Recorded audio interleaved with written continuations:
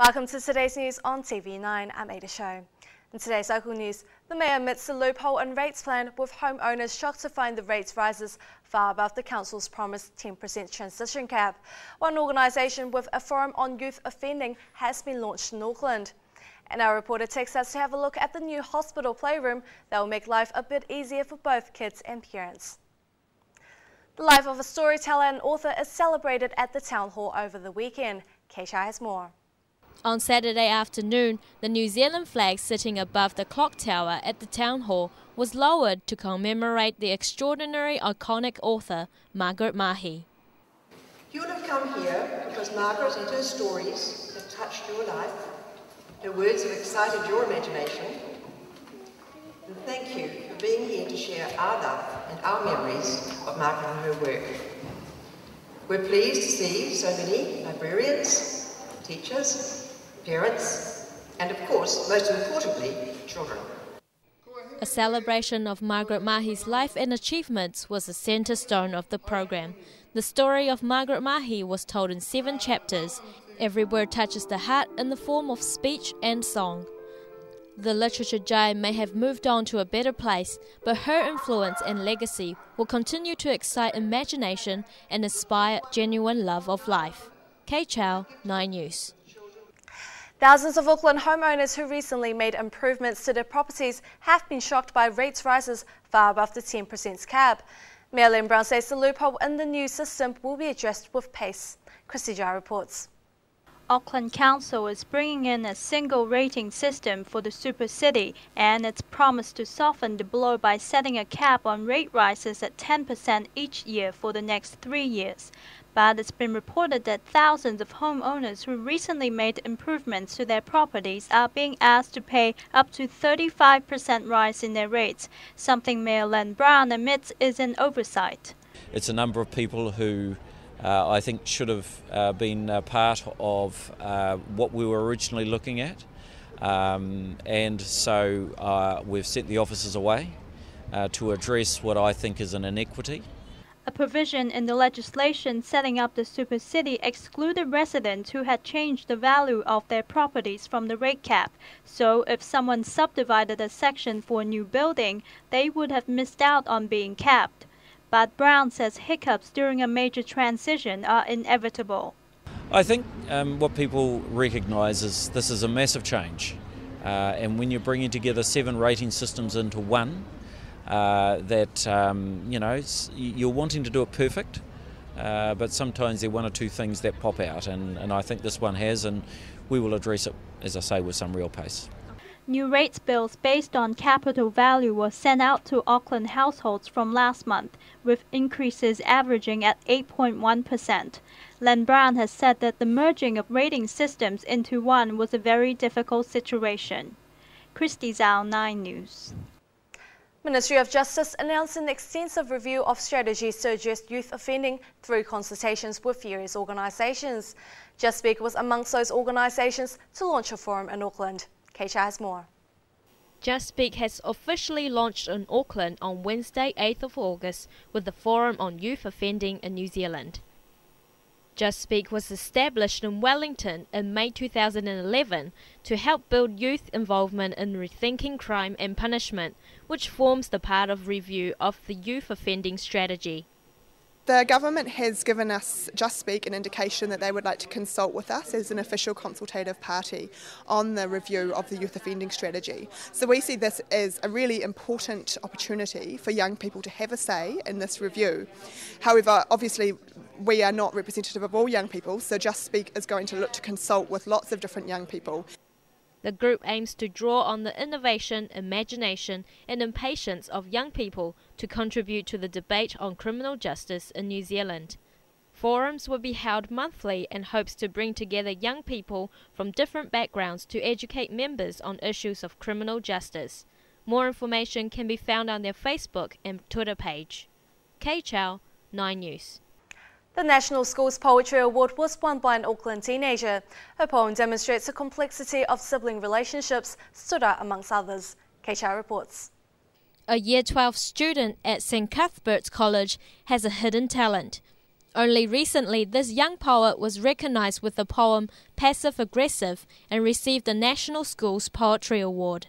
I don't know what to think because it's just really surprising that I've won. I don't think it's hit me yet.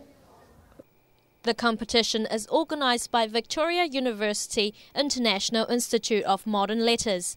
Her poem was chosen as the winner from nearly 300 entries for the simple arrangement of lines and strong, uncomplicated voice that is full of character. It's about how my sister's departure will affect my mother, but also how it would affect me. But usually it's the parents who feel the most pain when their child goes off to another country. But yeah, it's really selfish because I've also, sometimes I'm only thinking about myself, and then so I thought I'd incorporate that within the poem so she knows that she's leaving me behind as well. And it's just a way for me to tell her because I can't really tell this to her face to face. Still pretty stoked, this young poet has put her most inner thoughts and emotions in her work. Kay Chow, 9 News. Auckland is bringing back the fan trail when the city hosts the Bledisloe Cup test at Eden Park later this month. Chrissy Zhao reports. The Rugby World Cup fan zone and fan trail will be resurrected for the Bledisloe Cup match on August 25th, when the All Blacks face Australia on home soil for the first time since the World Cup. The fan zone will be open at the Cloud from 2 p.m. on the Saturday, and fans can then follow the same 4.3-kilometre trail to Eden Park. Mayor Len Brown says he's delighted to see the return of what has become one of Auckland's must-do activities. Firstly, wonderful that Auckland is going to have the fan trail again for a rugby test. And secondly, a really great cause in terms of fundraiser for Q Kids. Wonderful children, who just need a good start in life, and so we're supporting them as they go through a difficult time.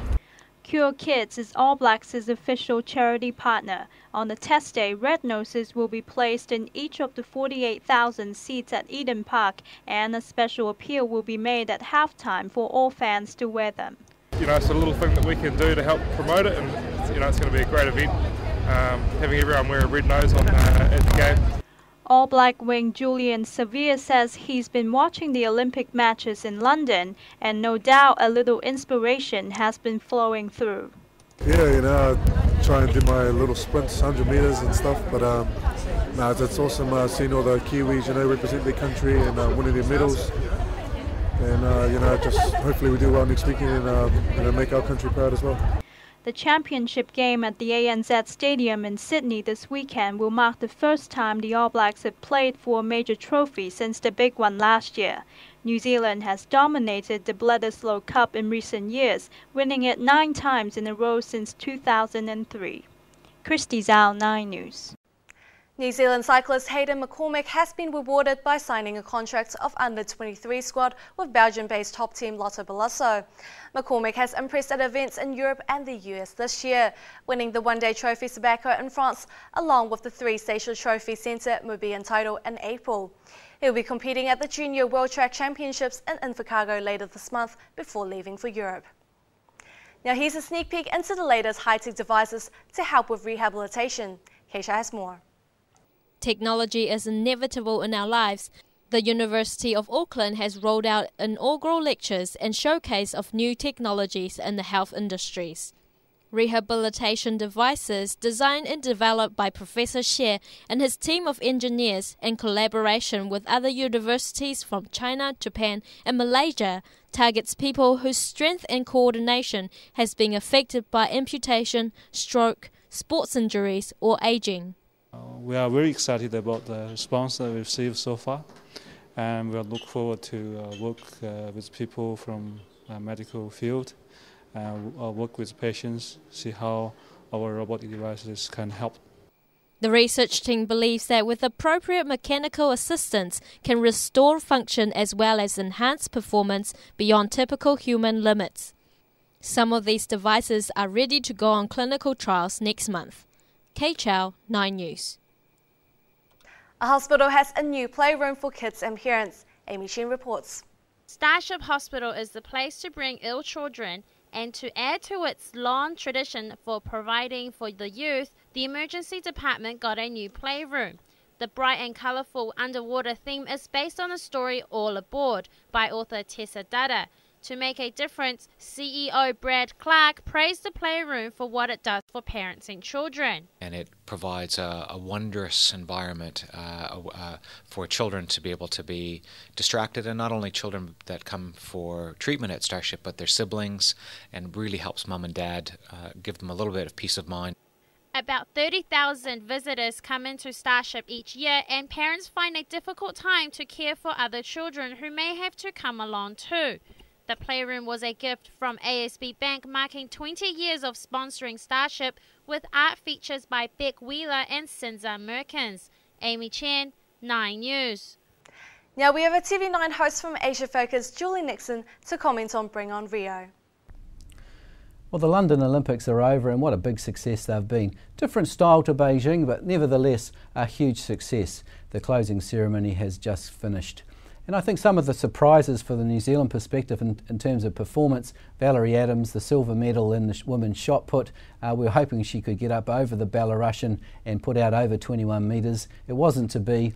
It probably wasn't helped by the New Zealand Olympic Committee gaffe in not ticking the right boxes and putting Valerie under some pressure so that perhaps she couldn't compete to her fullest potential. Also Nick Willis in the 1500 metres, a little bit disappointing, 9th in that race when we thought he might have got a medal, to follow on, you know, from Jack Lovelock, Peter Snell and of course John Walker as well in the 1500 metres. Great proud tradition that New Zealand has, but it wasn't to be.